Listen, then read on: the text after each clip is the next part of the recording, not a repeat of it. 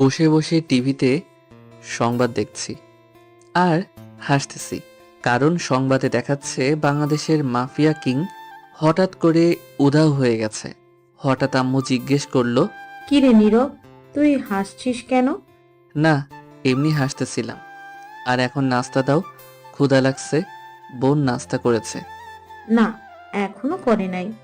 আচ্ছা তুমি নাস্তা দাও, আমি বোনকে ডেকে নিয়ে আসি। আমি বোনের রুমে গেলাম, গিয়ে দেখি শুয়ে আছে। তখন আমি বললাম, ওই পেতনি, আয় খাবার খেয়ে যা। কি বললি তুই? বোন রেগে বলল, আজকে তোর মাথার সব চুল ছিঁড়ে দিব। কুত্তা, আমাকে পেতনি বলার ছুট আছে। তারা বলছি। পেতনিকে পেতনি বলবো না তো পরি বলবো? যত সব পাগলি। এবার কিন্তু রেগে যাচ্ছি। তুই ওখানেই দাঁড়া, এক পাও নড়বি না। আজকে তোকে মেরে তোর সব হাড্ডি কুড্ডি ট্যাড়া করে দিব। তো আমি কি মার খাবার জন্য বসে থাকবো নাকি? পেতনির নানি বলে দিলাম দৌড়। বোনও আমার পিছে দৌড়াচ্ছে। আমি গিয়ে সোজা আম্মুর পিছনে লুকালাম। কি রে, তোরা এমন বাচ্চাদের মতো ঝগড়া করিস কেন? তোরা এখন তো আর বাচ্চা নাই, এখন তোরা বড় হয়েছিস। আমি কি সাধে তোমার ছেলের পিছনে লাগি? তোমার বাঁদর ছেলেই তো আমাকে রাগিয়ে দেয়। আম্মু আমার দিকে রেগে তাকালো। আমিও ফিক করে হেসে দিলাম। তখন বোন আম্মুকে বলল, দেখেছো কেমন বাঁদরের মতো হাসতেছে? মনটা চাইতেছে দাঁত ভেঙে দিতে। হয়েছে হয়েছে, আর কিছু ভাঙতে হবে না, এখন খেতে আয়। তারপর আমি এবং আমার বোন মিলে খাবার খেয়ে যে যার রুমে চলে গেলাম। ও সরি, আমি তো আমার পরিচয় দিতে ভুলে গেছি। এখন দিয়ে দেই, আমার নাম নীরব আহমেদ। আমি হলাম বাংলাদেশের মাফিয়া কিং। কিন্তু আমার আব্বু আম্মু বোন কেউ জানে না আমি সেই মাফিয়া কিং। আমার ছোট একটাই বোন, যার সাথে একটু আগে ঝগড়া করলাম। আমি আমার বোনকে অনেক ভালোবাসি, আমার বোনও আমাকে অনেক ভালোবাসে। আমার বাবা ছোটখাটো ব্যবসা করে। গল্প পড়েন, বাকিটা জেনে যাবেন। আমি রুমে বসে বসে মোবাইল টিপছি, তখন হঠাৎ ফোনটা বেজে উঠল। আমি ফোন রিসিভ করতেই, আসসালামু আলাইকুম ভাই, কেমন আছেন? আমরা ভালো নেই। আপনি যাওয়ার পর থেকে এখানে সন্ত্রাস বেড়ে চলেছে। জাহিদের লোক আমাদের লোকগুলোকে মেরে ফেলেছে। আমি ভালো আছি, কিছুদিন অপেক্ষা কর, সময় আসুক, আমি আবার চলে আসব তোদের মাঝে। ভাই, একটু তাড়াতাড়ি আসো। কবে আসবে? চিন্তা করিস না, সময় হলে আমি আবার ফিরে আসব। আর ওই জাহিদকে তার শাস্তি দিব। টাকা লাগলে বলবি, আমায় পাঠিয়ে দিব। আচ্ছা ভাই, তাহলে এখন রাখি। ফোন কেটে দেওয়ার পর আমি বাড়ির বাইরে যাওয়ার জন্য রেডি হলাম এবং ড্রয়িং রুমে এসে দেখি বোন টিভি দেখছে। আমি বললাম, আদিবা, আম্মু কোথায় রে? ও, আপনাদের তো বলতে ভুলেই গেছি, আমার বোনের নাম আদিবা। আম্মু তো রান্নাঘরে, কিন্তু কেন? আমি একটু বাইরে যাব তাই। বাহিরে যাবি ভালো কথা, আসার সময় আমার জন্য ফুচকা নিয়ে আসবি, না হলে তোকে বাড়িতে ঢুকতে দেব না। সকালে কে যেন আমার দাঁত ভাঙতে চেয়েছিল। তখন তো আমি মজা করছিলাম। আমি আমার কিউট ভাইটার দাঁত ভাঙতে পারি বল? হয়েছে হয়েছে, আর মিথ্যা বলা লাগবে না। যা, আসার সময় 20 টাকার ফুচকা নিয়ে আসবনি। বোনটা মন খারাপ করে বলল, হ্যাঁ, মাত্র 20 টাকার। হুম, খেলে খাবি, না খেলে নাই। তখন বোনটা বলল, আমায় বলল, না থাক, নাই মামার থেকে কানা মামা অনেক ভালো, ঝাল নিয়ে আনবি। আচ্ছা এখন আমি বাইরে যাচ্ছি, আম্মুকে বলিস। এটা বলে আমি বাড়ির বাহিরে এসে সাব্বিরকে ফোন দিলাম। আর হ্যাঁ, সাব্বির হলো আমার কলিজার টুকরা বন্ধু। হ্যালো সাব্বির, কই তুই? চল আজকে আমরা একটু আড্ডা দেই, অনেক দিন ধরে আড্ডা দেওয়া হয় না। ফোনের ওপাশ থেকে সাব্বির বলল, আচ্ছা বল, কোথায় আসবো? নদীর পাড়ে চলে আয়, ঠান্ডা আবহাওয়া, বেশ ভালো জায়গা, ফ্রেশ মাইন্ডে কথা বলা যাবে, কি বলিস? ঠিক বলেছিস। আচ্ছা, কয়টায় আসবো? এখন তো 4টা বাজে, তুই এখনই চলে আয়। আচ্ছা, আমি এখনই আসতেছি। আচ্ছা, সাবধানে আসিস, বলে ফোন কেটে দিলাম। আমি নদীর পাড়ে যাওয়ার জন্য একটা রিক্সা খুঁজতেছিলাম, কিন্তু পুরা কপাল, তাই রিক্সা পাইলাম না। তাই হেঁটে হেঁটে যাচ্ছি। হঠাৎ চোখে পড়ল কিছু লোক একটা বৃদ্ধ লোককে ঘিরে রেখেছে। আমি তাদের সামনে গিয়ে বৃদ্ধ লোকটাকে বললাম, চাচা, এরা আপনাকে এভাবে ঘিরে রেখেছে কেন? দেখো না বাবা, কে যেন আমাকে মারার জন্য এদের পাঠিয়েছে। ছুরি দেখিয়ে তখন ওদের মধ্যে প্রথম মোটা একটা লোক বলল, এই যে ছেলে, ভালো চাও তো এখান থেকে কেটে পড়ো, না হলে এই যে হাতে ছুরি দেখেছিস, এটা দিয়ে একেবারে গলা নামিয়ে দিব। আমি তো হা হা হা করে হাসতে শুরু করলাম। কিরে, তুই কি পাগল হয়ে গেলি? বাচ্চাদের হাতে ছুরি থাকতে নেই? কি বলবি তুই? এখনই দেখাচ্ছি বাচ্চারা কি করতে পারে।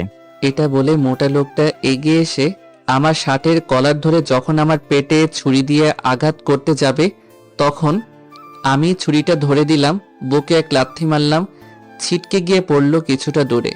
তখন আমি বললাম, ভালো চাস তো এখনই এখান থেকে কেটে পড়, না হলে সব কয়টাকে এমন কেলানি দিব না, টানা 30 দিন চলার মতো অবস্থায় থাকবি না।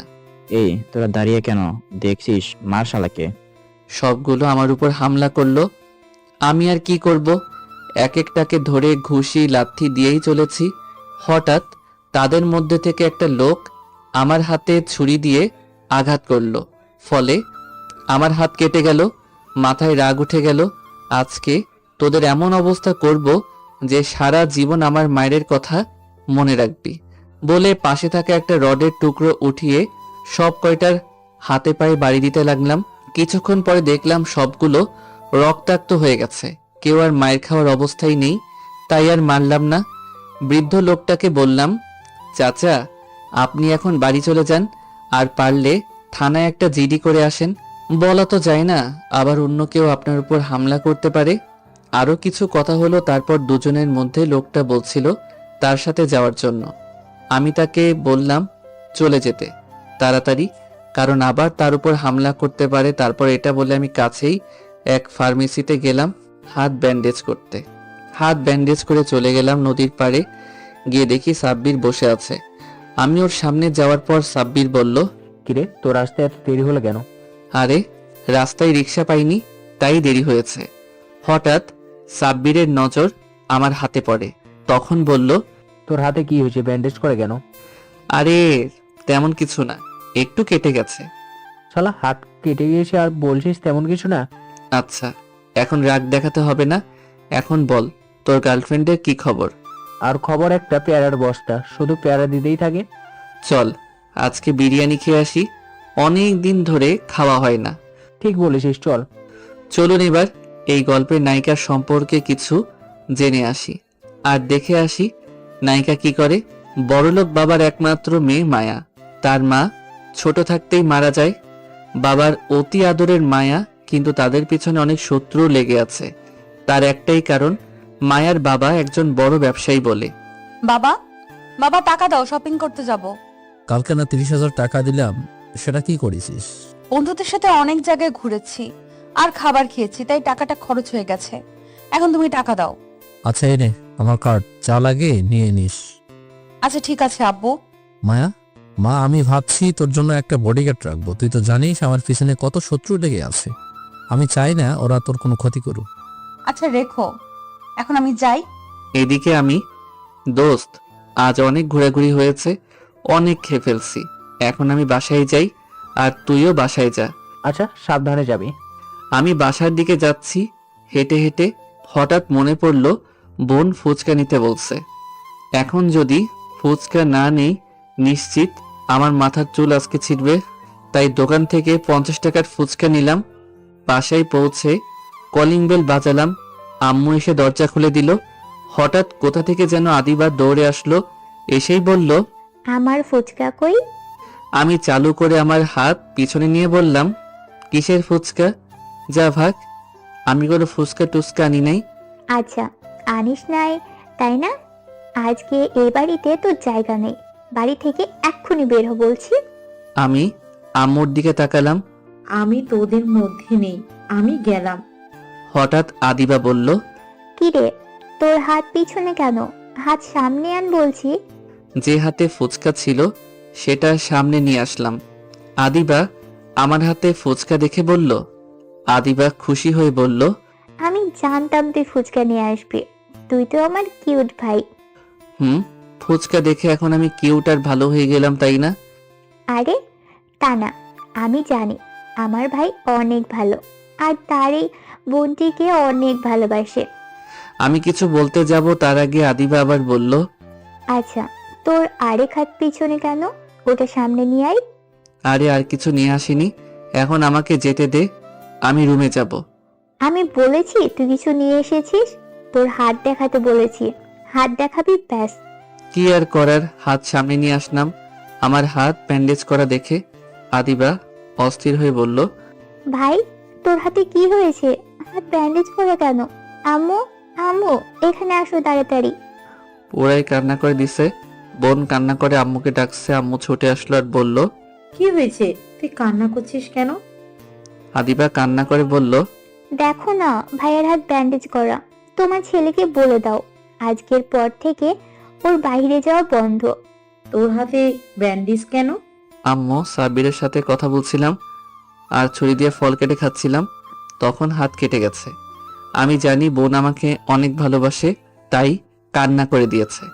তাও জিজ্ঞেস করলাম, হাত আমার কেটেছে কিন্তু তুই কান্না করছিস কেন? আদিবা প্রচন্ড রেগে বলল, কুত্তা, তোর মাথা ফাটাবো হারামি। তোর ছুরি দিয়ে ফল কাটা খাওয়াচ্ছি। তখন আমি আম্মুকে জিজ্ঞেস করলাম, আচ্ছা আম্মু, আমি বড় না, আমার বোন বড়, মাঝে মাঝে মনে হয় বোন বড়, আমাকে যেভাবে শাসন করে। আম্মু কিছু বলছে না। তখন বোন বলল, আমি তোর বড়, যা তোর রুমে যা, আমি খাবার নিয়ে আসছি। আমি আমার রুমে চলে আসলাম। এদিকে মায়ার আব্বু অফিসে গিয়ে মায়ার আব্বু তার সকল স্টাফদের বলল, আমাদের যে করেই হোক এই প্রজেক্টটা আমাদের পেতেই হবে, সো আপনারা একটু মনোযোগ দিয়ে কাজ করবেন। সকল স্টাফ বলল, স্যার, আমরা আমাদের বেস্টটা দিয়ে কাজ করব, আপনি নিশ্চিন্ত থাকতে পারেন। আমি আপনাদের থেকে এটাই আশা করেছি। এখন আপনার যে যার কাজ করেন, আমি এখন আসি বলে। মায়ার আব্বু বাড়ি যাওয়ার উদ্দেশ্যে রওনা দিল। হঠাৎ মায়ার আব্বুর ফোনটা বেজে উঠল আর ফোনের ওপাশ থেকে বলল, আমি রাকিব চৌধুরী বলছি, তুমি এই প্রজেক্টের থেকে সরে যাও, নয়তো ভালো হবে না বলে দিচ্ছি। আমি সরব না, আমি দেখব তুই কি করতে পারিস। কাজটা তুই ভালো করলি না। মায়ার আব্বু ফোন রেখে তার বন্ধুকে ফোন দিল আর বলল, দোস্ত, তোর চেনা জানা কোনো ছেলে আছে যে ভালো ফাইট করতে পারে? মায়ার আব্বুর বন্ধুর নাম হাসান শেখ। তখন সে বলল, হ্যাঁ আছে তো, আজকে সকালে আমাকে একটা ছেলে বাঁচিয়েছে, একেই 10 জনকে মেরে রক্তাক্ত করে দিয়েছে। ছেলেটাকে আসতে বল, একেই আমার মেয়ের বডিগার্ড রাখতেই হবে। ছেলেটার নাম্বার আমি তখন চেয়ে রেখেছিলাম, যদি কখনো কাজে আসে, কিন্তু আমি এটা বলতে পারতেছি না ছেলেটা রাজি হবে কি না। সেটা আমি দেখে নেব, তুই শুধু ছেলেটার নাম্বার দে। আচ্ছা, এই নে তাহলে নাম্বার 01300752752। এবার তুই ছেলেটার সাথে কন্ট্যাক্ট কর। আচ্ছা বলে এই বলে মায়ার আব্বু ফোন রেখে দিল। আর হ্যাঁ, মায়ার আব্বুর নাম হচ্ছে মাহমুদ আহমেদ। এদিকে আমি শুয়ে শুয়ে ভাবছি আমাকে কিছু একটা কাজ করতে হবে, আমার পড়ালেখা তো শেষ, আর কতদিন বসে বসে খাবো। এসব যখন চিন্তা করতেছি তখন হঠাৎ বোন এসে বলল, ভাইয়া, ভাইয়া, দরজা খুলো, তোমার জন্য খাবার নিয়ে এসেছি। আমি উঠে দরজা খুলে দিলাম। তখন বোন বলল, তুমি বসো, আমি হাত ধুয়ে তোমাকে খাবার খাওয়াই দিচ্ছি। আমিও চুপচাপ বসে রইলাম। বোন হাত ধুয়ে এসে আমাকে খাওয়াই দিচ্ছে আর বলতেছে, তোমার কিছু হয়ে গেলে আমার সাথে কে ঝগড়া করবে বলো? আমি কাকে ভাইয়া ডাকবো? বোন কাঁদো কাঁদো কণ্ঠে বলল, আরে পাগলি বোন আমার, কাঁদে না, আমি তো আছি, আমার কিছু তো হয় নাই, সামান্য একটু কেটে গেছে, হয়েছে, আর খাবো না। তুই খেয়েছিস? না, এখনো খাইনি, এখন গিয়ে খাবো। আমি তোকে খাইয়ে দেই, তুই খাবার নিয়ে আয়। সত্যি খাইয়ে দিবি? তুই বস, আমি খাবার নিয়ে আসছি। তারপর বোনটা গিয়ে খাবার নিয়ে আসলো, আমি খাইয়ে দিলাম বোনটাকে। তখন আমাকে ওষুধ খাইয়ে দিয়ে চলে গেল। আমিও ঘুমের রাজ্যে পাড়ি দিলাম। এদিকে মায়ার আব্বু বাসায় এসে মায়াকে ডাকতে লাগলো আর বলল, মায়া, মা তুই কোথায়? তখন মায়া সিঁড়ি দিয়ে নামতে নামতে বলল, আব্বু তুমি আমাকে ডাকছিলে? মায়া, মা আমি চাই তুমি আর একা কোথাও যাবে না। আমি কালকে তোমার জন্য একজনকে রাখবো, সে সব সময় তোমাকে সেভ করবে। আচ্ছা আব্বু, আমি তোমার সব কথা শুনবো, কোথাও একা যাব না। তুই আমার একমাত্র মেয়ে, তাই তোকে নিয়ে আমার অনেক ভয় হয়। আরে আব্বু, এইসব কথা বাদ দাও, এখন চলো আমরা ডিনার করে নিই। আচ্ছা চল। মায়া বড়লোক হলেও তার মধ্যে কোনো অহংকার নেই। মায়া আর মায়ার আব্বু ডিনার করে যে যার রুমে চলে গেল ঘুমাতে। এদিকে আমি সকালে শুয়ে আছি, হঠাৎ মনে হলো ভূমিকম্প হচ্ছে। আমি লাফ দিয়ে উঠলাম, উঠে দেখি কই, সব তো ঠিক আছে। খেয়াল করি আমার বালিশ কাঁপতেছে।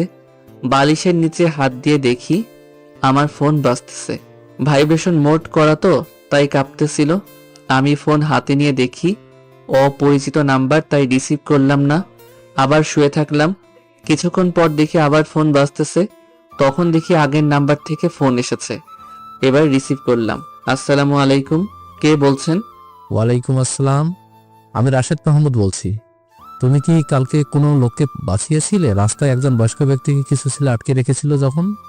জি হ্যাঁ, আমি একজন বয়স্ক লোককে বাঁচিয়েছিলাম। কেন বলেন তো? তুমি কি আমার সাথে একটু দেখা করতে পারবে? তোমার সাথে একটু সরাসরি কথা বলতাম। প্লিজ আমার অনুরোধটা রাখো। আচ্ছা, আপনার ঠিকানাটা বলেন, কোথায় দেখা করব? আমি তোমার নম্বরে টেক্সট করে দিচ্ছি, তুমি আমার বাড়িতে চলে এসো। আমি আজকে বাড়িতেই থাকবো। আচ্ছা, আমি তাহলে নাস্তা করেই বের হচ্ছি। আচ্ছা তুমি এসো, আমি তোমার অপেক্ষায় রইলাম। এটা বলে ফোন কেটে দিল। আমিও উঠে ফ্রেশ হয়ে নিচে গেলাম। তখন আম্মু বলল, কি রে, তোর ঘুম হয়েছে? তুই আজকে এত চালু উঠলি, ব্যাপারটা কি? কেন, আমি কি চালু উঠতে পারি না? আমি কি সেটা বলেছি তুই উঠতে পারিস না? তোকে তো কোনোদিন এত সকালে নাস্তার টেবিলে দেখি না, তাই বললাম। আমি কিছু বলতে যাব, তখন আদিবা এসে বলল, ভাইয়া, আমি আমি কি জেগে আছি না ঘুমিয়ে আছি? তুমি এত সকালে, তাও আবার নাস্তার টেবিলে। যাক, ভালো হয়েছে, আজকে একসাথে নাস্তা করব। তোর হাতের ব্যথা কমেছে? হ্যাঁ, আমার ব্যথা কমেছে। এখন কথা না বলে নাস্তা দে, আমার ক্ষুধা লাগছে। আচ্ছা তুমি বসো, আমি নাস্তা দিচ্ছি। আমিও নাস্তা করতে টেবিলে বসে পড়লাম। তখন আব্বু এসে বলল, বাবা, তোর কি কিছু হয়েছে? তুই এত সকালে নাস্তা করছিস বাবা তুমিও এই কথা বললে? কেন? আমি আবার কি বললাম? তোকে তো আমি এত সকালে নাস্তা তো দূরে থাক, ঘুম থেকে উঠতেই দেখি নাই, তাই বললাম আর কি। তখন আম্মু এসে আব্বুকে উদ্দেশ্য করে বলল, এসে গেছো তুমি, ভালো করেছো। এখন বসো, নাস্তা করে নাও। তারপর বোন, আমি, আব্বু, আম্মু আমরা সকলে মিলে নাস্তা করতে বসে পড়লাম। এদিকে জাহিদের লোক বলল, বস, মাফিয়া কিন্তু এখন আর নেই। এখন আমরা ড্রাগসের মেয়ে পাচার করতে পারবো। এতদিন ওই শালার জন্য কিছু করতে পারি নাই। ঠিক বলেছিস, ওর জন্য আমার কোটি কোটি টাকা লোকসান হয়েছে। এখন আর চিন্তা নেই, এখন আমরা আমাদের কাজ শান্তি মতো করতে পারবো। জি বস। আচ্ছা শোন, যেখান থেকে পারিস 50টা মেয়ে ধরে নিয়ে আয়। মেয়েগুলো 5 দিনের মধ্যে আমার চাই। তাদেরকে পাকিস্তানে পাচার করতে হবে। বস আপনি চিন্তা করবেন না, আমি এই দিকটা সামলে নিব। আমি 50টা মেয়ে নিয়ে আসার ব্যবস্থা করছি। এদিকে মায়ার আব্বু মায়াকে ডাকতে লাগলো। কিছুক্ষণ পর মায়া এসে বলল, জি আব্বু, আমাকে কিছু বলবে? মা, আজকে তোর বডিগার্ড বানানোর জন্য একটা ছেলেকে দেখেছি, দেখি সে আসে কিনা। আসলে ছেলেটাকে তোর বডিগার্ড বানানোর জন্য যে করেই হোক রাজি করাবো, কারণ তুই আমার একমাত্র মেয়ে। তুই ছাড়া আমার আর কে আছে বল? আব্বু, তুমি এত ইমোশনাল কেন বলো তো? আমার তো কিছু হয় নাই, তার আগেই কান্নাকাটি জুড়ে দাও। এখন চলো, নাস্তা করে নিবে, আবার তোমার ওষুধও খেতে হবে। চল তাহলে নাস্তাটা করি। এদিকে আমি নাস্তা করে রেডি হয়ে রুমে বসে আছি। হঠাৎ মনে পড়ল আমাকে তো একজনের সাথে দেখা করতে হবে। দেখি সে মেসেজে ঠিকানা পাঠিয়েছে কিনা। মেসেজ চেক করে দেখলাম ঠিকানা পাঠিয়েছে। আমিও ঠিকানা অনুযায়ী যাওয়ার জন্য ঘর থেকে বাহির হলাম। তখন বোন বলল, ভাইয়া, তুমি কোথায় যাচ্ছ? এই তো বন্ধুদের সাথে আড্ডা দিতে যাচ্ছি। সারাদিন কি আর ঘরে বসে থাকা যায় বলো? একটু বাইরে থেকে ঘুরে আসলে ভালো লাগবে। আচ্ছা যাও তাহলে, কিন্তু আজকে সাবধানে থাকবে, তোমার যেন কোনো ক্ষতি না হয়। আর আসার সময় আমার জন্য চকলেট নিয়ে আসবে। বেশি চকলেট খাইলে দাঁতে পোকা হবে। না, হবে না, আমি দিনে 2 বার ব্রাশ করি। আচ্ছা বুঝছি, তোর সাথে কথাই পারা যাবে না। চকলেট পাগলি বোন আমার, যা নিয়ে আসবো। আচ্ছা আমি তাহলে আসি বলে বাড়ি কোথায় থেকে বের হয়ে রিক্সা খুঁজছি। আজ কপাল ভালো বলে একটা রিক্সা পেয়েও গেলাম। তখন রিক্সাওয়ালা মামাকে বললাম, মামা যাবেন এই ঠিকানায়? হ মামা জামো, আপনি উঠেন। আমি রিক্সায় উঠে ভাবতে লাগলাম আমাকে একটা কাজ জোগাড় করতে হবে। আর কত আব্বু কষ্ট করবে। আরে আপনারা কি ভাবছেন একজন মাফিয়া কিং কি করে গরিব হয়? তাই তো আসলে আমি যে সব খারাপ নেতা আছে তাদেরকে ভয় দেখে টাকা উঠাই, আর সেই টাকা আমি এতিমখানায় দান করি আর গরিব অসহায় মানুষের জন্য খরচ করি। তাছাড়া একজন মাফিয়া কিং এর গ্যাং চালাতে টাকা লাগে, আর সেই টাকা আমি তাদের পিছনে খরচ করি। আমার নিজের কাছে খুব কম টাকা রাখি। এক কথায় আমি চাই আমার উপার্জনের টাকা দিয়ে আমার পরিবার চালাবো, আর আমি যে মাফিয়া কিং এটা কেউ জানে না। রিক্সাটা কতক্ষণ পর একটা বিশাল বাড়ির সামনে থামলো। তখন রিক্সাওয়ালা মামা বলল, মামা আইসা পড়ছি। তারপর আমি রিক্সা ভাড়া দিয়ে যখন আমি বাড়ির ভিতরে প্রবেশ করতে যাব তখন দারোয়ান বলল, কি চাই? আর আপনি না বলে বাড়িতে প্রবেশ করেছেন কেন? আমাকে রাশেদ মাহমুদ দেখা করতে বলেছে। আচ্ছা আপনি অপেক্ষা করুন, আমি স্যারের অনুমতি নিয়ে আসি। এই বলে দারোয়ান ভিতরে চলে গেল। আমি বাইরে দাঁড়িয়ে থাকলাম। কিছুক্ষণ পর দারোয়ান এসে বলল, আপনাকে স্যার ভিতরে যেতে বলেছে। আমি বাড়ির গেট দিয়ে ভিতরে প্রবেশ করে অবাক হয়ে গেলাম। আমি চারপাশ শুধু দেখছি আর সামনে যাচ্ছি। বাড়ির বাইরেরটা অনেক সুন্দর করে সাজানো। তারপর আমি বাড়ির দরজায় গিয়ে কলিং বেল বাজালাম। কিছুক্ষণ পর একজন কাজের লোক এসে দরজা খুলে দিল। তখন আমি বললাম, তোমাদের স্যার কোথায়? ভিতরে আসেন। আমি ভিতরে গিয়ে দেখি এক ভদ্রলোক খবরের কাগজ পড়ছে। তখন আমি তাকে বললাম, আসসালামু আলাইকুম, আপনি কি রাশেদ মাহমুদ? জি, আমি রাশেদ মাহমুদ। তোমার নাম কি? আমার নাম নীরব। তা আপনি আমাকে কি জন্য ডেকেছেন? তুমি কালকে কোনো লোককে গুন্ডাদের হাত থেকে বাঁচিয়েছিলে? জি, আমি তাকে বাঁচিয়েছিলাম। এখন বলেন আমাকে কেন ডেকেছেন? আগে তুমি এই সোফায় বসো, আমি বলছি। আমার নাম রাশেদ মাহমুদ। আমি বাংলাদেশের টপ বিজনেসম্যানদের মধ্যে 3য় নম্বরে আছি। আর ব্যবসার কারণে আমার অনেক শত্রু হয়ে গেছে। তারা সব সময় আমার ক্ষতি করার আশায় থাকে। আমি বুড়ো হয়ে গেছি। আমি বাঁচলাম কি মরলাম তাতে আমার কিচ্ছু যায় আসে না। আমার একটা মেয়ে আছে, আমি চাই না তারা আমার মেয়ের কোনো ক্ষতি করুক। আপনি আমাকে এসব বলছেন কেন? আমি চাই তুমি আমার একমাত্র মেয়ের বডিগার্ড হয়ে থাকো। প্লিজ বাবা, আমার অনুরোধটা রাখো। আমাকে ভাবার জন্য 2 মিনিট সময় দিন। এখানে ভাবাভাবি আসলো কোথার থেকে? তোমার যত টাকা লাগে আমি দিতে রাজি। আমি কিছুক্ষণ ভেবে দেখলাম এমনিতেও আমি একটা কাজ খুঁজছিলাম, তার চেয়ে ভালো রাজি হয়ে যাই। একজনের উপকার করাও হবে, আবার আমার কাজ করাও হবে। আমি রাজি। বলেন আমাকে কবে থেকে কাজ করতে হবে? তোমাকে আমাদের বাড়িতে থেকে কাজ করতে হবে। আমার মেয়ে যেখানে যাবে তুমি তার সাথে যাবে, তাকে প্রোটেকশন দিবে। আচ্ছা, তাহলে তো আমাকে এখানে আমার জিনিসপত্র আনতে হবে। তুমি শুধু তোমার পোশাক নিয়ে আসো, আর কিছু আনার দরকার নেই। তোমার রুমে সব পাবে। এখন তুমি আমার মেয়ের সাথে পরিচিত হয়ে নাও। মায়ামা, মায়ামা, একটু নিচে আসো তো। মায়া নিচে নেমে তার আব্বুকে বলল, কি হয়েছে আব্বু, আমাকে ডেকেছো কেন?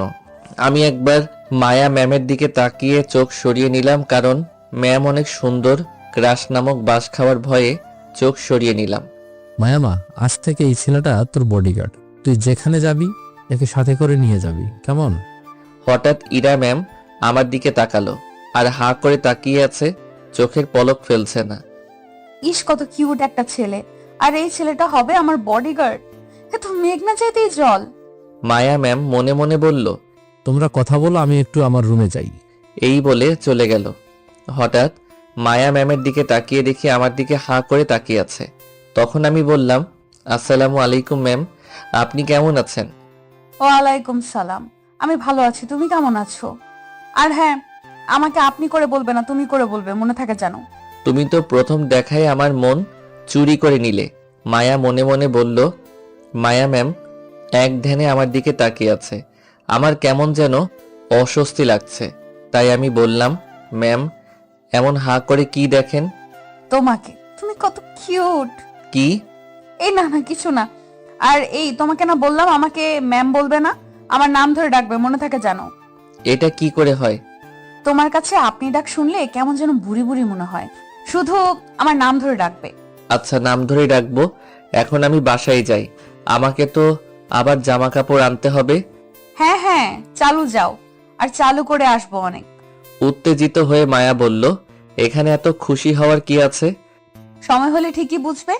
এখন তুমি কিছু খেয়ে তারপর যাবে। আমি তো খেয়ে এসেছি। আচ্ছা, আমি এখন যাই। এই বলে আমি মায়াদের বাসা থেকে বের হয়ে আসলাম। কি সুন্দর, মায়া নামের সাথে চেহারার বেশ মিল আছে। ধুর, আমি এত কেন ভাবছি? উনি কোথায় আর আমি কোথায়? আমাদের মাঝে আকাশ পাতাল ব্যবধান। সো এইসব চিন্তা দূর করতে হবে। ওদিকে মায়া ভাবছে, ইস কত কিউট ছেলেটা, তাকে যে করেই হোক আমার করে নিব। ওর দিকে তাকিয়ে থাকতে মন চায় শুধু। এদিকে আমি বাসায় যাচ্ছি মিষ্টি নিয়ে, কারণ আমার একটা চাকরি হয়ে গেছে। আমি বাসায় এসে কলিং বেল বাজালাম, তখন বোন এসে দরজা খুলে দিল আর বলল, আমার চকলেট কোথায়? দাও দাও, আমার চকলেট দাও। এই কেলো করেছে। আমি যে চকলেট আনতেই ভুলে গেলাম। আল্লাহ এবারের মতো বাঁচিয়ে নাও, আমি মনে মনে বললাম। কি এত ভাবতেছো? আমার চকলেট কই? দাও, চকলেট দাও। আমার হাতে মিষ্টি ছিল, তখন আমি বললাম, এই দেখ তোর জন্য মিষ্টি এনেছি। প্রতিদিন তো চকলেট খাস, আজ না হয় মিষ্টি খা। কিন্তু আমার যে মিষ্টি ভালো লাগে না, তুমি আমার জন্য চকলেট আনো নাই। মন খারাপ করে বলল, আমি তো জানতাম না তুই মিষ্টি পছন্দ করিস না। যা, কালকে তোর জন্য বেশি করে চকলেট আনবো। এখন আম্মু কোথায়, আম্মুকে ডাক দে। বলে আমি সোফায় বসে পড়লাম। আদিবা আম্মুকে ডাক দিল, তখন আম্মু এসে বলল, কি হয়েছে, ডাকছিস কেন? আম্মু, আমার চাকরি হয়ে গেছে, এই নাও মিষ্টি। আজকে আমাকে জামা কাপড় গুছিয়ে যেতে হবে, অফিস থেকে আমাকে থাকার ব্যবস্থা করে দিছে। তাই মিথ্যা বললাম। যদি বলতাম বডিগার্ডের কাজ করব, তাহলে আমাকে জীবনেও কাজ করতে দিব না। তাই হঠাৎ দেখি বোন মন খারাপ করে উপরে চলে গেল। ভালোই হলো, তোর একটা চাকরির ব্যবস্থা হয়েছে।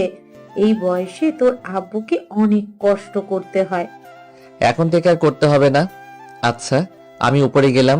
এই বলে আমি আমার রুমে এসে কিছু কাপড় আর কিছু জিনিসের একটা ব্যাগ নিয়ে নিলাম। একটা শুয়ে থাকি, সকালে তো তেমন ঘুম হয় নাই, এই বলে শুয়ে থাকলাম। এদিকে জাহিদের লোক জাহিদের কাছে যাওয়ার পর বলল, কয়টা মেয়ে জোগাড় করলে? মনে আছে তো? 50টা মেয়ে লাগবে 5 দিনের মধ্যে। একদিন তো চলে গেল। বস, আজকে মাত্র 8টা জোগাড় করেছি। তাদেরকে ঘুমের ওষুধের ইঞ্জেকশন দিয়ে ঘুম পাড়িয়ে দিয়েছি। মাত্র 8টা জোগাড় করেছিস? আমি যদি 5 দিনের মধ্যে আমার 50টা মেয়ে না পাই, তাহলে তোদেরকে উপরে পাঠিয়ে দিব, মনে থাকে যেন। এদিকে ঘুমিয়ে আছি, হঠাৎ ফোন বেজে উঠল। ফোন রিসিভ করে যা শুনতে পেলাম তার জন্য আমি মোটেও প্রস্তুত ছিলাম না। তাহলে শুনুন কি বলেছে ফোনের ওপাশ থেকে। আসসালামু আলাইকুম, কে বলছেন? আমি রাশেদ মাহমুদ বলছি। ফোনের ওপাশ থেকে বলল, ও স্যার আপনি, বলেন তা কি জন্য ফোন দিয়েছেন? আমার মেয়ে তোমাকে দেখার জন্য পাগল হয়ে গিয়েছে, শুধু বলছে তুমি কখন আসবে। জানি না ওর হঠাৎ করে কি হলো। এটা আবার কেমন কথা? মায়া তার আব্বুর থেকে ফোন কেড়ে নিয়ে বলল, এই তুমি আসবে নাকি আমি তোমাদের বাড়িতে যাব তোমাকে আনার জন্য? সে কখন থেকে তোমার অপেক্ষা করছে, অথচ তুমি আসছো না। তুমি ঠিক আছো তো? ম্যাম, আপনার কি হয়েছে? আপনি এভাবে কথা বলছেন কেন? আর আমি ঘুমিয়েছিলাম তাই আসতে পারি নাই। আমি কিছুক্ষণ পর চলে আসব। তোমাকে না বললাম আমাকে ম্যাম বলবে না? আরেকবার ম্যাম বললে তোমার খবর আছে।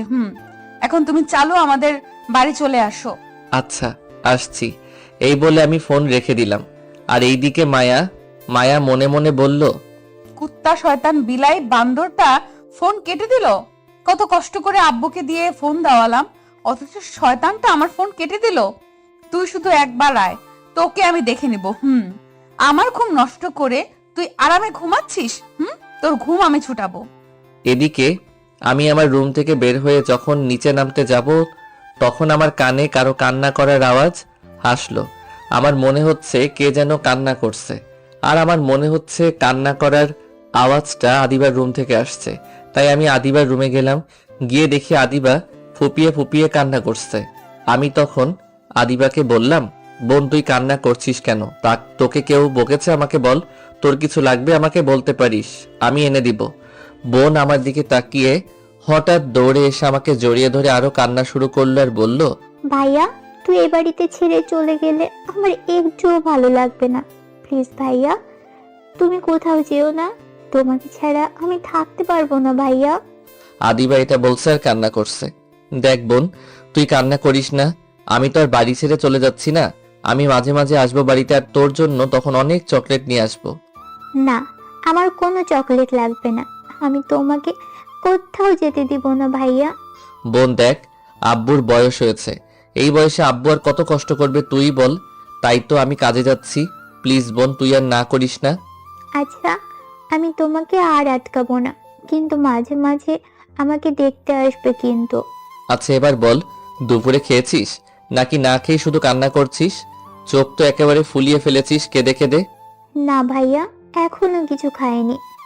তুমি যখন চলে যাওয়ার কথা বলেছিলে তখন থেকেই কান্না করেছি রুমে বসে। পাগলি বোন আমার। আচ্ছা তুই বস, আমি খাবার নিয়ে আসছি। এই বলে আমি নিচে এসে আম্মুকে বলে খাবার আদিবার রুমে নিয়ে আসলাম। তখন আমি বললাম, হা কর, আমি তোকে খাইয়ে দিচ্ছি। বোন আমার চুপটি করে বসে আছে আর আমি তাকে খাইয়ে দিচ্ছি। আর খাবো না এখন, প্লেটটা আমাকে দাও, আমি তোমাকে খাইয়ে দিচ্ছি বলে এক প্রকার জোর করে আমার থেকে খাবারের প্লেটটা নিয়ে আমাকে খাইয়ে দিতে লাগলো। আম্মু দরজার আড়াল থেকে আমাদের দুই ভাই বোনের কাণ্ড দেখে মুচকি হেসে চলে গেল। আমি আদিবাকে খাবার খাইয়ে দিয়ে বললাম, এবার বাচ্চা মেয়ের মতো চুপ করে শুয়ে থাক, আর এই নে 200 টাকা, কাল স্কুলে যাওয়ার সময় চকলেট কিনে খাস, আর তোর কিছু লাগলে আব্বুকে বলবি। এই বলে আমি আমার রুমে এসে কিছুক্ষণ বসে থেকে ভাবলাম আর কি আছে নেয়ার মতো। হঠাৎ একটা জিনিসের কথা মনে পড়ল। আমি আলমারির ড্রয়ার খুলে আমার একটি পিস্তল নিয়ে আমার কোমরে গুজে নিলাম। তারপর রওনা দিলাম মায়াদের বাড়িতে যাওয়ার জন্য। রাস্তায় এসে আমি কানে হেডফোন লাগিয়ে গান শুনতেছি আর আশেপাশে তাকাচ্ছি, দেখি কোনো রিক্সা পাওয়া যায় কিনা। ব্যাগটা কাঁধে নিয়ে কিছু দূর সামনে যেতেই কিছু ছেলে আমার পথ আটকে দাঁড়ালো। তখন আমি বললাম, মামারা কি চাই? আমার পথ আটকে দাঁড়ালেন কেন? তাদের মধ্যে একটা ছেলে বলে উঠল, তুই আমাদের লোকদের মেরেছিস কেন? তারা তো তোর কোনো ক্ষতি করে নাই, আজ তার হিসাব করতে এসেছি। আমি আবার তোমাদের কোন লোকদের মারলাম? তখন কালো একটা মোটা ছেলে সামনে আসলো। আরে ভাই, ওই যে বৃদ্ধ লোকটাকে বাঁচাতে গিয়ে মেরেছিলাম, সেই লোকটা। আমি ছেলেটাকে দেখে বললাম, কি রে, তুই দেখি সুস্থ হয়ে গেছিস, যাক ভালো কথা, দোয়া করি তুই আরো বেশি দিন বেঁচে থাক। আচ্ছা ভাই, আপনি কে যে এদের হয়ে আমার কাছে এসেছেন ওকালতি করতে? আমি এদের বস, আর এরা আমার হয়ে কাজ করে, আর আমার নাম হচ্ছে হাতকাটা জনি। আমি তাদের বসকে ভালো করে উপর থেকে নিচ পর্যন্ত দেখে বললাম, তা জনি ভাই, আপনার তো কোনো হাত অথবা পা তো কাটা নাই, তাহলে আপনার নাম হাতকাটা জনি হলো কি করে? আমি মানুষের হাত কাটি, তাই আমার নাম হাতকাটা জনি। আজকে তোর হাত কাটবো, এই বলে একটা বড় ছুরি বের করলো। তোর কত সাহস, তুই আমাদের লোকদের মেরেছিস? আচ্ছা দেখি কি করে আমার হাত কাটিস। তাদের মধ্যে থেকে একটা ছেলে আমার কাছে ছুরি নিয়ে এগিয়ে আসলো। আমি সোজা ছেলেটার দু পায়ের মাঝ বরাবর কিক মারলাম। ছেলেটা তার ছুরিটা ধরে মাটিতে কই মাছের মতো লাফালাফি করতে লাগলো। বলি, কি মামা তুমি আসবে না নাকি তোমার চামচাদের পাঠাবে? ছেলেগুলোর বসকে উদ্দেশ্য করে বললাম। এটা বলার পর দেখি জনি তার কোমরে থেকে পিস্তল বের করলো।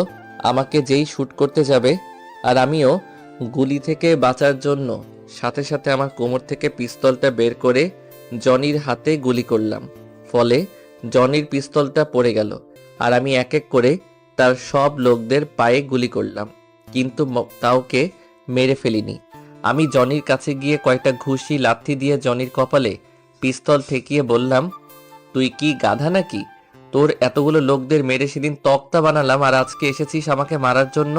একটা কথা মনে রাখবি, বাঘকে কখনো খোঁচা দিতে আসিস না, তাহলে নিজের বিপদ নিজেই ডেকে আনবি। আর আজকের পর থেকে তোদের যেন আমার চোখের সামনে না দেখি। যা, তোকে এবারের মতো ছেড়ে দিলাম। তারপর আমি ওদের কাছ থেকে বিদায় নিয়ে যেতে লাগলাম মায়াদের বাড়িতে। আমি হাঁটতেছি আর আমার মনে হচ্ছে আমার পা কাঁপতেছে। হঠাৎ দাঁড়িয়ে খেয়াল করলাম আমার ফোন বাজতেছে। ধুর শালা, ফোনটা যে কেন ভাইব্রেশন মোড হয়ে যায় বুঝি না। মনে মনে বললাম, ফোনের দিকে তাকিয়ে দেখি আমার গ্যাংয়ের লোক মাসুম ফোন দিছে। আমি ফোনটা রিসিভ করলাম। আসসালামু আলাইকুম ভাই, আপনি কেমন আছেন? ভাই একটা খবর পেয়েছি, জাহিদ নামের এক মাফিয়া সে আমাদের দেশ থেকে 50টা মেয়ে পাকিস্তানে পাচার করবে। ওয়ালাইকুম আসসালাম। আচ্ছা, মেয়ে পাচার হবে সেটা তুই কি করে জানলি? ভাই আপনি কি ভুলে গেলেন বাংলাদেশে কম বেশি সব মাফিয়াদের কাছে আমাদের গুপ্তচর আছে? ভুলেই গেছিলাম। আচ্ছা, কবে পাচার হবে এটা জানতে পেরেছিস? জি ভাই, আর 2 দিন পর পাচার করবে। এই ঠিকানা থেকে এই কাজ করা হবে। ওই দিন আমরা সময় মতো পৌঁছে যাব ওই ঠিকানায়, আর মেয়েদের তো বাঁচাবো, সাথে ওই হারামির বাচ্চা জাহিদকে শিক্ষা দিব। এটা বলে আমি ফোন কেটে দিলাম। আমি হাঁটতে হাঁটতে মায়াদের বাসায় এসে দরজায় বেল দিলাম, আর সাথে সাথে দরজা খুলে দিল। মনে হয় কেউ দরজার পাশেই দাঁড়িয়েছিল। তাকিয়ে দেখি মায়া ম্যাম দরজা খুলে আমার দিকে রাগী দৃষ্টিতে তাকিয়ে আছে। তখন আমি বললাম, ম্যাম আমার দিকে এভাবে তাকিয়ে আছেন কেন? আমি কি কোনো ভুল করলাম? আর আপনি দরজার পাশেই দাঁড়িয়েছিলেন কেন? কারো অপেক্ষা করছেন বুঝি? তোমার তো দেরি হলো কেন আসতে? সেই কখন থেকে তোমার জন্য দাঁড়িয়ে আছি। ম্যাম, আমার জানা মতে আমি তো এমন কোনো কাজ করি নাই যে আপনি আমার জন্য এখানে দাঁড়িয়ে থাকবেন। আমার মনটা চুরি করে এখন বলে আমি এমন কোনো কাজ করি নাই যে আমার জন্য দাঁড়িয়ে থাকবেন। মায়া ম্যাম আস্তে আস্তে বলল, ম্যাম কি বললেন শুনতে পাইনি, একটু জোরে বলেন। না কিছু না। এই তোমাকে না বললাম আমাকে তুমি করে বলবে, আর একবার যদি ম্যাম বলেছিস তোকে খুন করে ফেলবো। না না থাক, আর ম্যাম বলবো না। এখন আমাকে আমার রুমটা দেখিয়ে দিন, আমি অনেক ক্লান্ত, একটু বিশ্রাম নিব আর কি। আচ্ছা তুমি আমার সাথে আসো। আমি মায়ার পিছনে পিছনে যেতে লাগলাম। আমাকে আমার রুম দেখিয়ে মায়া বলল, আজ থেকে এটা তোমার রুম, তুমি এখন বিশ্রাম নাও, আর তোমার কিছু লাগলে আমাকে বলবে। আর ওই দেখো দেয়ালে ওটা কি? যেই আমি দেয়ালে কি আছে তা দেখার জন্য তাকালাম, মায়া হঠাৎ করে আমার গালে কিস করে দৌড় দিয়ে চলে গেল। আমি তো বরফের মতো জমে গেছি মনে হয়, হয়তো 2 মিনিট কমাইছিলাম। এখন তার ম্যাম বলা যাবে না, তাই এখন থেকে মায়া বলবো। আমি মনে মনে বললাম, এটা কি হলো মায়া, আমাকে কিস কেন করলো? না না, আমি এসব কি ভাবছি? এখন আমার একটু ঘুমানোর প্রয়োজন, তার আগে রুমটাকে একটু গোছানো দরকার। তারপর আমি রুমটাকে গুছিয়ে শুয়ে পড়লাম। ওইদিকে মায়া ভাবছে। মায়া মনে মনে বলল, ইস, এটা আমি কি করলাম? ওকে যে কিস করে ফেললাম, ও এখন কি ভাবছে? যা ভাবার ভাবুক, আমি তোকে আমার মতো করে আদর দিয়েই যাব। তার আগে জানতে হবে তার কোনো গার্লফ্রেন্ড আছে কিনা। এইদিকে আমি, এই তুমি আমার কাছে আসবে না? কেন, কি হয়েছে জানো? তোকে একটু আদর করি। না, তোমার আদর আমার দরকার নেই, আমার বউ আমাকে আদর করবে। আমি না বলতে যাব তার আগে মেয়েটি 4 ঠোঁট এক করে দিল। আমি শুধু করছি, আমি মেয়েটির শক্তির সাথে পেরে উঠছি না। হঠাৎ মেয়েটি আমার ঠোঁটে কামড় দিল। আমি আহ বলে চোখ মেলে তাকিয়ে দেখে আমি বিছানায় শুয়ে আছি। ও আমি তার মানে এতক্ষণ স্বপ্ন দেখলাম? কি আর কমু দুঃখের কথা, পিওর সিঙ্গেল তো, তাই মনে হয় এইসব স্বপ্ন দেখলাম। আমি ফোনটা হাতে নিয়ে দেখলাম রাত 7টা বাজে। কিছুক্ষণ ফোনটা ঘাটাঘাটি করে বসে রইলাম। হঠাৎ মনে হলো কে যেন দরজায় টোকা দিল। আমি দরজার দিকে তাকিয়ে দেখি মায়া মাথা নিচু করে দাঁড়িয়ে আছে। কিছু বলবেন? না, তোমার সাথে একটু গল্প করতে এসেছি। আচ্ছা ভিতরে আসেন, বলেন কি গল্প করবেন। আমি তো কোনো গল্প পারি না। আচ্ছা তোমার পরিবারে কে কে আছে? আমার পরিবারে আব্বু আম্মু আর আমার ছোট একটা বোন আছে। তা তোমার কোনো গার্লফ্রেন্ড নেই? না, এইসব আজব প্রাণী আমি রাখি না। আমি জাতীয় পিওর সিঙ্গেল। সত্যি তোমার গার্লফ্রেন্ড নাই? অনেকটা খুশি হয়ে মায়া বলল, না নেই। মায়া মনে মনে বলল, যাক বাবা, বাঁচা গেল। এখন তো আর আমার কোনো চিন্তাই রইলো না। কালকেই তোমাকে আমার মনের কথা বলে দিব। বলা তো যায় না কোন পেতনি এসে তোমাকে আমার কাছ থেকে নিয়ে যায়। কি এত ভাবছো? না কিছু না, চলো ডিনার করে আসি। আচ্ছা চলো। আমি আর মায়া নিচে গেলাম ডিনার করতে। চেয়ে দেখি মায়ার আব্বু সোফায় বসে আছে। তখন মায়া তার আব্বুকে বলল, আব্বু তুমি কখন আসলে? এই তো কিছুক্ষণ আগে আসলাম। তা তুমি তোমার জিনিসপত্র নিয়ে আসছো?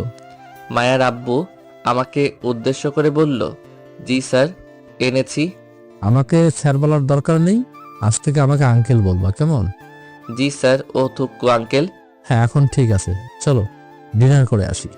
আমি আর মায়া এবং আঙ্কেল মিলে ডিনারটা করে নিলাম। তারপর আমি আমার রুমে এসে বসে রইলাম। ভাবছি এখন কি করব। বাড়িতে থাকলে বোনটার সাথে মজা করতে পারতাম, এখন বোনটার কথা খুব মনে পড়ছে। আমি বাড়িতে ফোন দিলাম, আম্মু ফোন তুললো। আসসালামু আলাইকুম আম্মু, কেমন আছো তোমরা? রাতের খাবার খেয়েছো?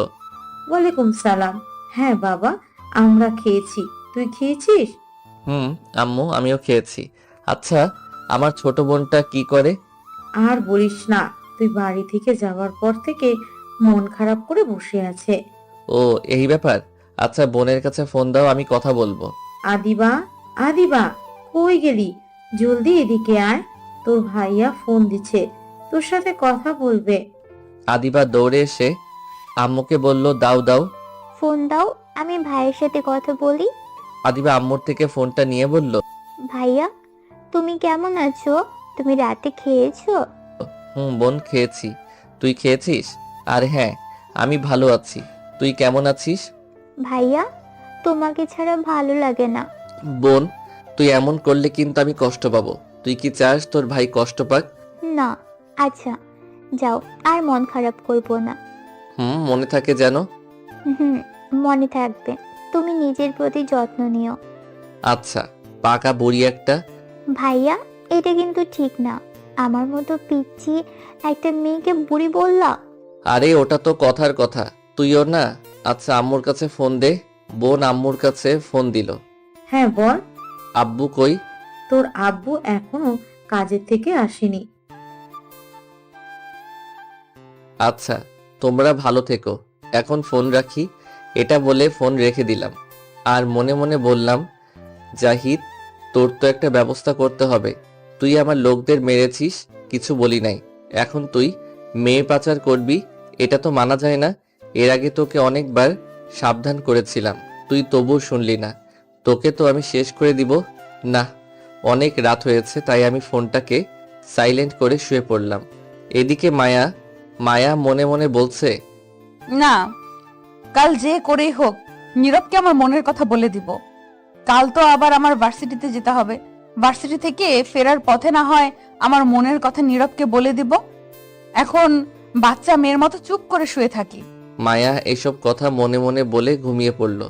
সকালবেলা আমি শুয়ে আছি, কে যেন এসে দরজা টোকা দিচ্ছে। আমি তো আবার এত সকালে উঠি না, আর আমি ভুলেই গিয়েছিলাম যে আমি মায়াদের বাসায় আছি। তাই আমি আমার মতো করে বিছানায় শুয়ে আছি, আর দরজার পাশে মায়া দাঁড়িয়ে আমাকে ডেকেই চলেছে। আমি ঘুম ঘুম চোখে উঠে গিয়ে দরজা খুলে দেখি মায়া দরজার পাশে দাঁড়িয়ে আছে, আর আমার দিকে রাগীভাবে তাকিয়ে আছে। তখন আমি বললাম, আমাকে কিছু বলবেন? এতক্ষণ কেউ ঘুমায়? সেই কখন থেকে ডেকেই চলেছি। না মানে আমি স্বপ্নে দেখেছিলাম কি কে যেন আমাকে ক্লোরোফিল দিয়ে অজ্ঞান করে দিয়েছে, তাই তো আমি ঘুমিয়েছিলাম। এখন মজা করার সময় না, চালু রেডি হয়ে নিচে আসো, আমাকে আবার ভার্সিটিতে যেতে হবে। এত সকালে কোন ভার্সিটি খোলা থাকে? আমি হাই তুলতে তুলতে বললাম। কি এত সকাল মানে? এখন সকাল 9টা বাজে। আরে কুল কুল, আমি এখনই রেডি হয়ে আসছি বলে দিলাম বাথরুমে দৌড়। আর মায়া চলে গেল নিচে, কাজের লোকদের সাথে খাবার টেবিলে নাস্তা সাজাচ্ছে। আগেই বলেছিলাম মায়া বড়লোক হলেও তার মধ্যে কোনো অহংকার নেই। আমি রেডি হয়ে নিচে এসে মায়াকে বললাম, চলো ভার্সিটি যাবে না? আগে নাস্তা করে নাও। ভার্সিটি থেকে আমার কাছে নাস্তা করাটা ইম্পর্টেন্ট বেশি। এখন কোনো কথা না বলে নাস্তার টেবিলে বসো।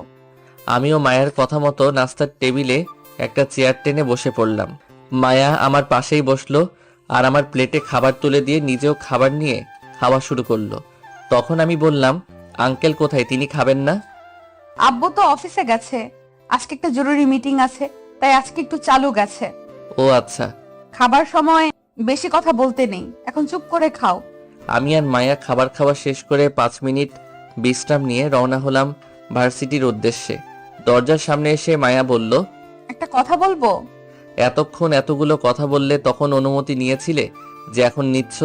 আর আমার জানা মতে মালিক কখনো কর্মচারীকে কিছু বলার জন্য কর্মচারীর অনুমতি নেয় না, বরং আদেশ করে। কি বললে তুমি?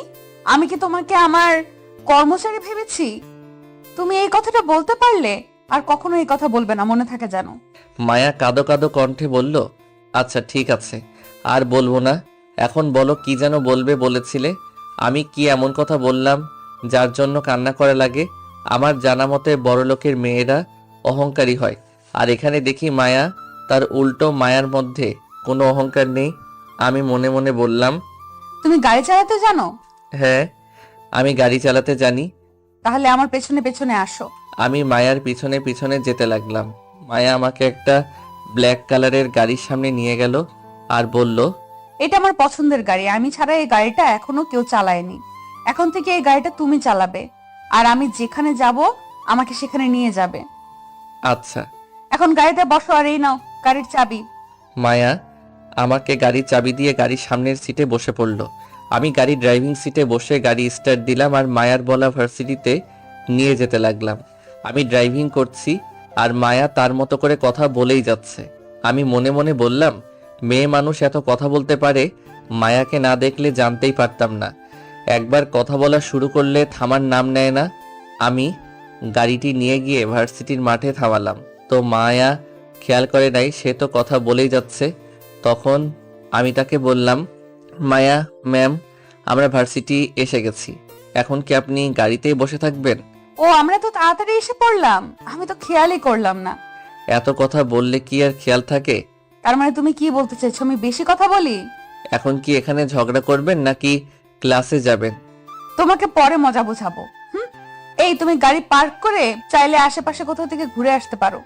মায়া গাড়ি থেকে নেমে ক্লাসের দিকে চলে গেল, আর আমি গাড়ি পার্কিং করে ভার্সিটির মাঠে কিছু গাছে দেখা যাচ্ছে, সেখানে আবার বসার জন্য বেঞ্চ আছে।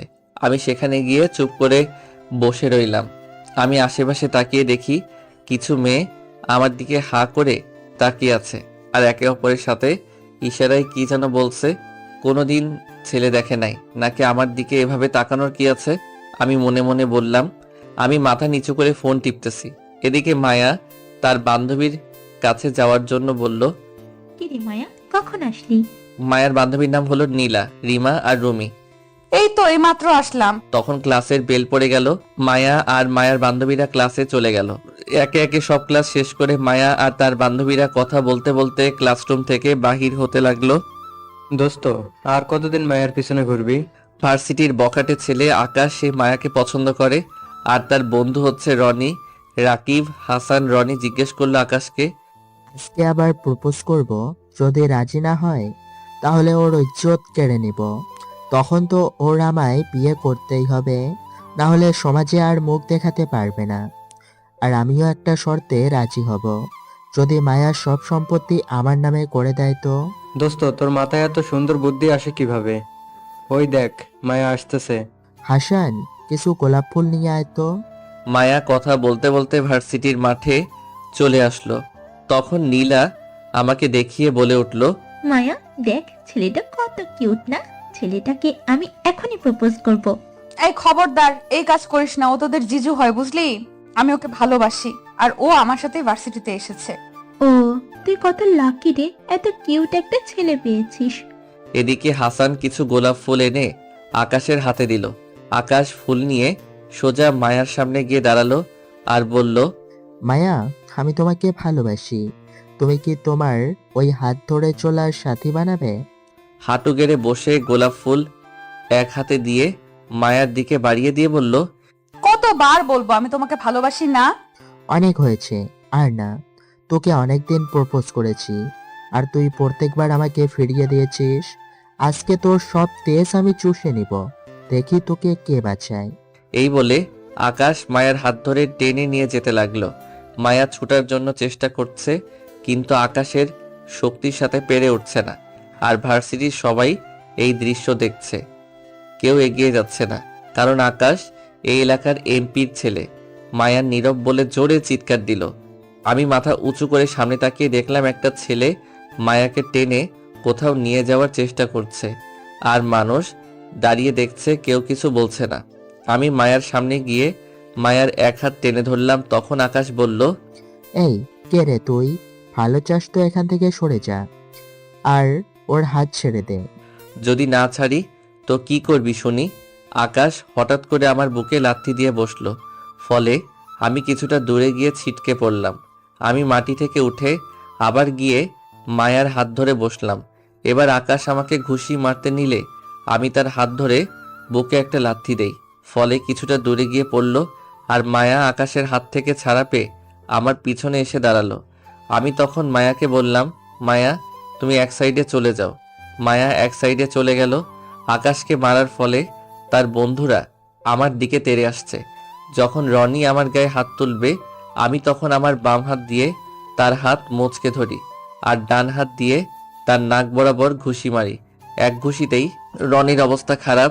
হাসান তো রনির অবস্থা দেখে দৌড়ে পালালো। আকাশ কোথা থেকে যেন একটা কাঠের টুকরো নিয়ে এসে পিছন থেকে আমার শরীরে আঘাত করলো। আমি যেই আবার আঘাত করতে যাব, তখন আমি কাঠের টুকরোটা ধরে ফেলি আর সেটা আকাশের হাত থেকে নিয়ে উড়াধুরা পিটানি শুরু করি, কারণ তখন আমার মাথায় প্রচণ্ড রাগ উঠে গিয়েছিল। মায়া আমার সামনে এসে বলল, নীরব, ওকে ছেড়ে দাও, ও না হলে ও যে মারা যাবে। আমি আকাশকে ছেড়ে দিয়ে মায়াকে বললাম, তুমি গাড়িতে গিয়ে বসো, আমি আসতেছি। মায়া চলে গেল আমার কথা শুনে। আমি আকাশের কলার ধরে তুলে বললাম, আর কখনো যেন তোকে মায়ার আশেপাশে না দেখি, আর যদি দেখি সেদিন হবে তোর শেষ দিন। আমি পকেট থেকে ফোন বের করে এমপিকে ফোন দিলাম।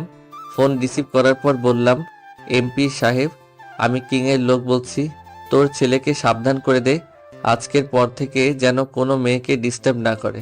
আজকে শুধু একটু ওষুধ দিলাম, আরেকদিন দেখলে একেবারে জানে মেরে দিব। না না, আমার ছেলেকে মারবেন না, আমি ওকে সাবধান করে দেব। মনে থাকে যেন।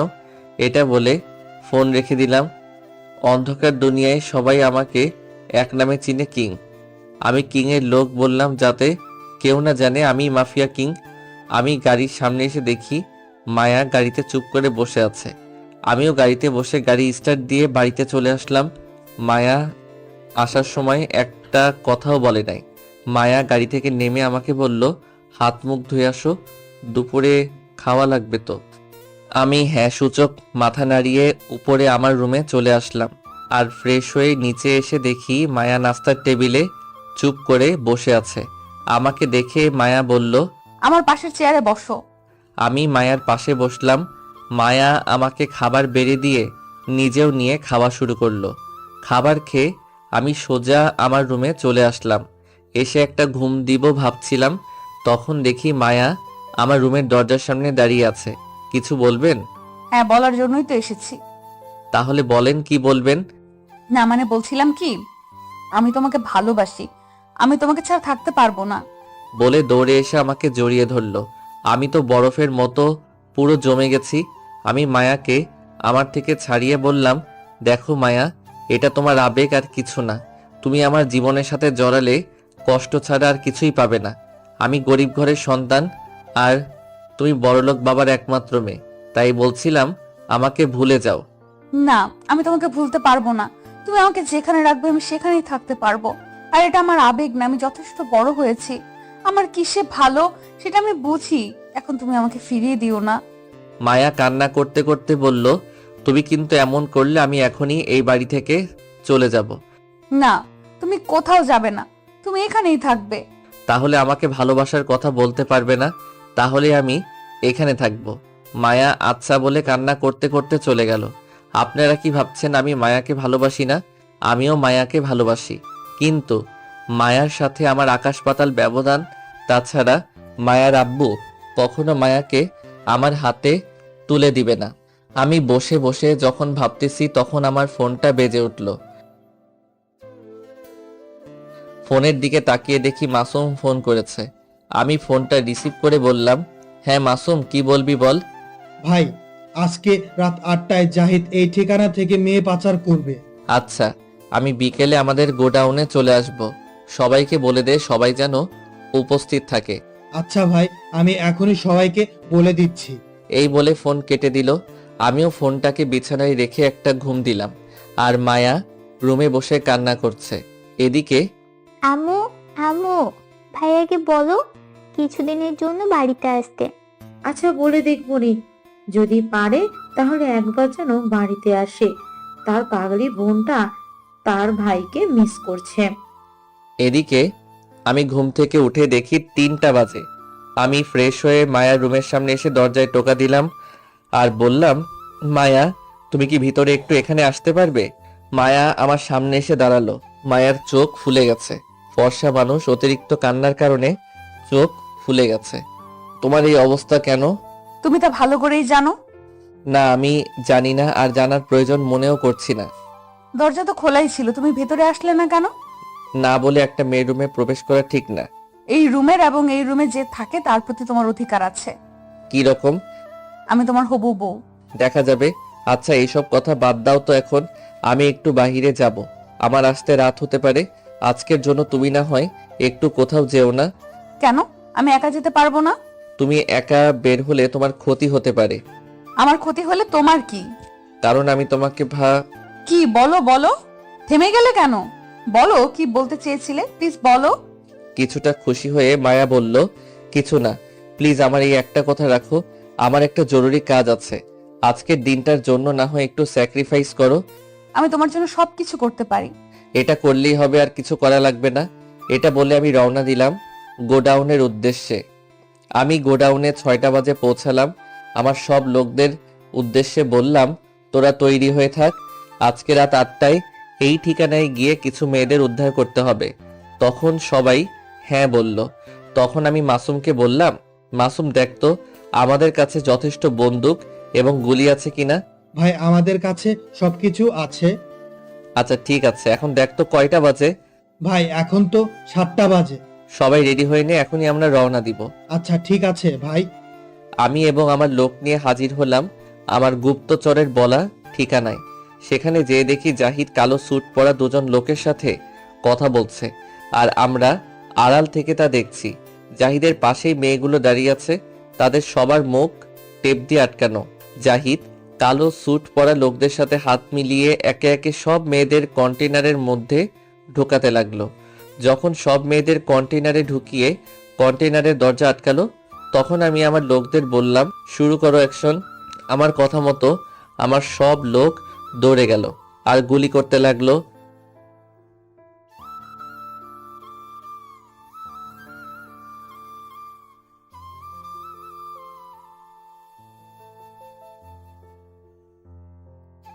আর এমন আচমকা আক্রমণের জন্য জাহিদ প্রস্তুত ছিল না, ফলে তার অনেক লোক গুলি লেগে নিহত হয়। জাহিদ পালানোর চেষ্টা করলো কিন্তু পারল না। তার আগেই আমার লোক তাকে ধরে আমার সামনে নিয়ে আসলো। জাহিদ আমাকে দেখে চমকে উঠলো, কাঁপা শুরু করলো। তখন আমি বললাম, কিরে কাঁপাকাঁপি শুরু করলি কেন? তোর জ্বালায় কি কিছুদিন শান্তিতেও থাকতে পারবো না? আর তুই আমার লোকদের মেরেছিস কেন বল?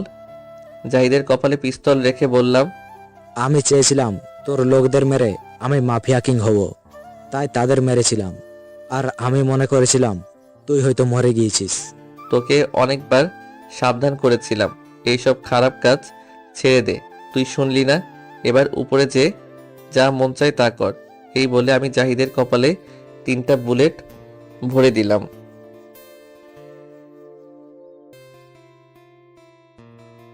আর আমি পুলিশকে ফোন করে বললাম, হ্যালো, আমি কিং বলছি, এই ঠিকানায় চলে আসুন। এখানে এত নাম্বার কন্টেনারে 50টা মেয়ে আছে, তাদেরকে তাদের ফ্যামিলির কাছে পৌঁছে দিন। আর এখানে যে লাশগুলো আছে তাদেরকে আমি মেরেছি, তারা মেয়েগুলোকে পাচার করতে চেয়েছিল, তাই আশা করছি আর কিছু বলা লাগবে না। এইটা বলে ফোন কেটে দিলাম। আর আমার একটা লোককে বললাম, এখানে পুলিশ না আসা পর্যন্ত তুই লুকিয়ে থাকবি, পুলিশ আসলে তুই তোর বাড়ি চলে যাবি। এই বলে আমি সেই স্থান ত্যাগ করলাম আমার দল নিয়ে।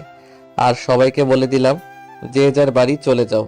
এদিকে মায়ার আব্বু মায়াকে খাবার খাওয়ার জন্য ডাকতে লাগলো।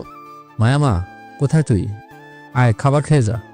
মায়াকে ডাকতে গিয়ে তার আব্বু চমকে ওঠে, কারণ মায়া কান্না করতে করতে চোখ ফুলিয়ে ফেলেছে।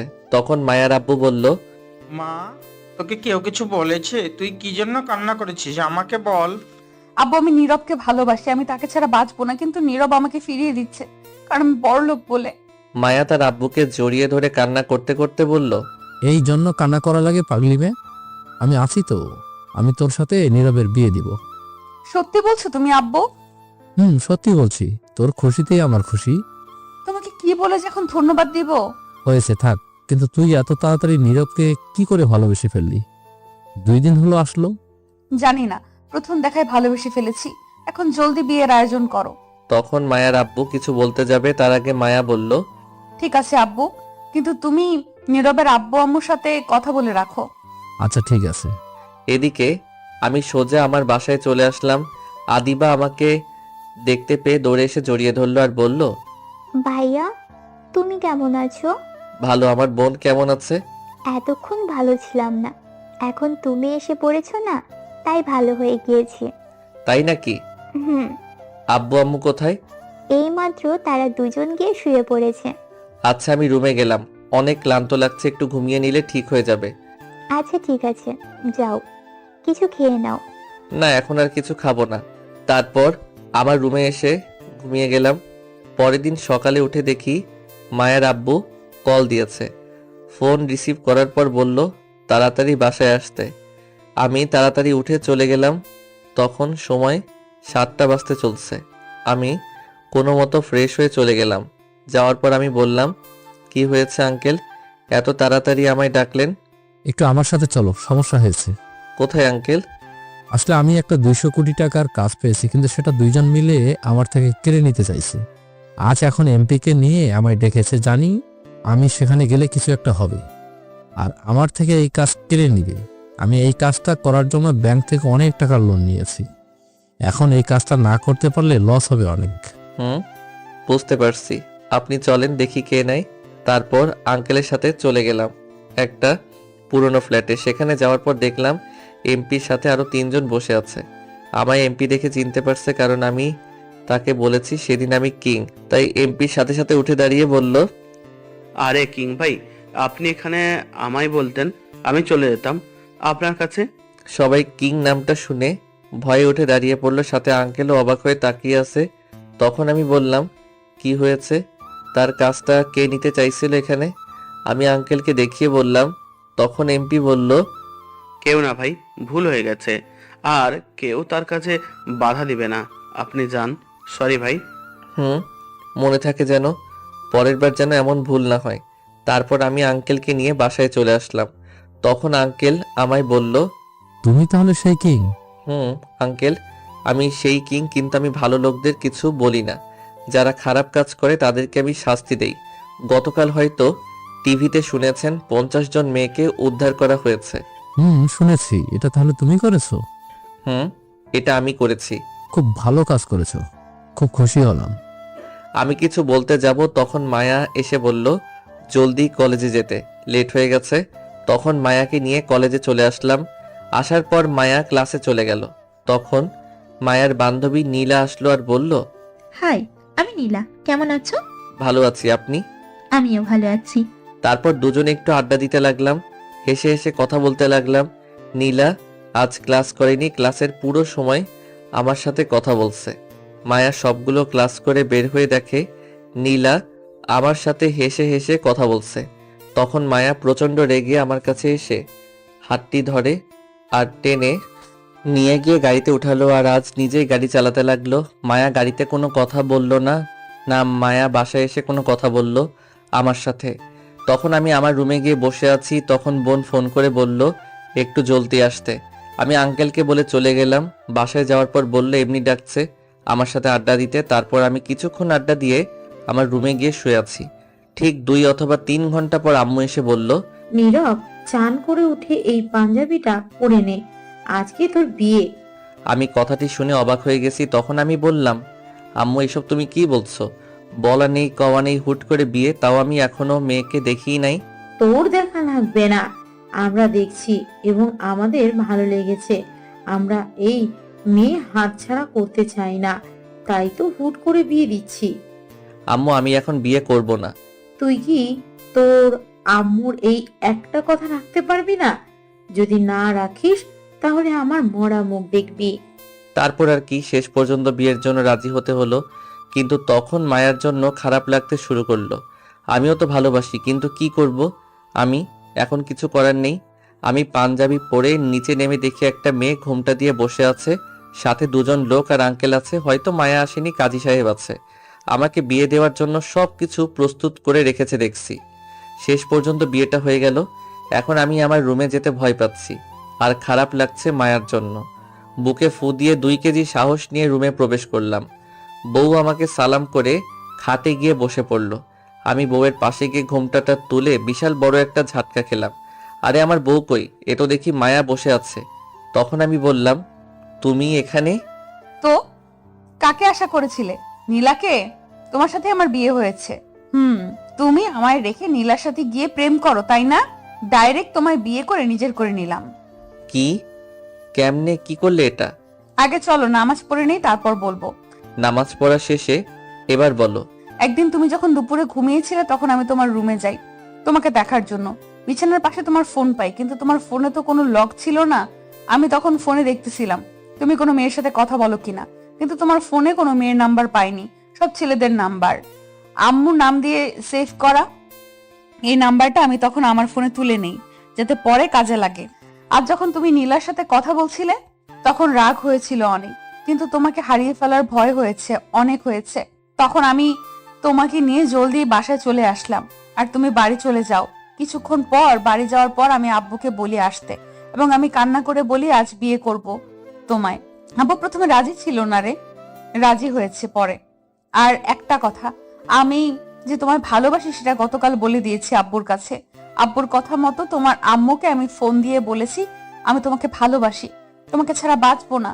তোমার আব্বু আম্মুকে আমাদের বাড়িতে ডেকে নিয়ে অনেক বোঝানোর পর তারা রাজি হয়েছে আর তোমার সাথে আমার বিয়ে দিয়েছে। ও কি বুদ্ধি তোমার মাথায় বাবা! এখন কি কথা বলেই রাত পার করবে নাকি কিছু করবে? আদর করো আমায়। আর আমার কিন্তু টুইন বেবি চাই। তাই নাকি? তাহলে চলো কাজে লেগে পড়ি। আমার লজ্জা করে না বুঝি? এখানে তো তুমি আর আমি আর তো কেউ নাই। ওই দেখো তোমার দুষ্টু পাঠকেরা কিভাবে তাকিয়ে আছে। আমি, এই ভাইয়েরা এবং আপুরা, আপনারা এখন যান আর আমি বাসরটা করে ফেলি। আমি মায়াকে খাটে শুইয়ে দিয়ে তার ঠোঁট জোড়া আমার দখলে নিয়ে কিস করে চলেছি। মায়াও আমার সাথে সমান তাল মিলিয়ে চলেছে। আর বাকিটা পাতিহাস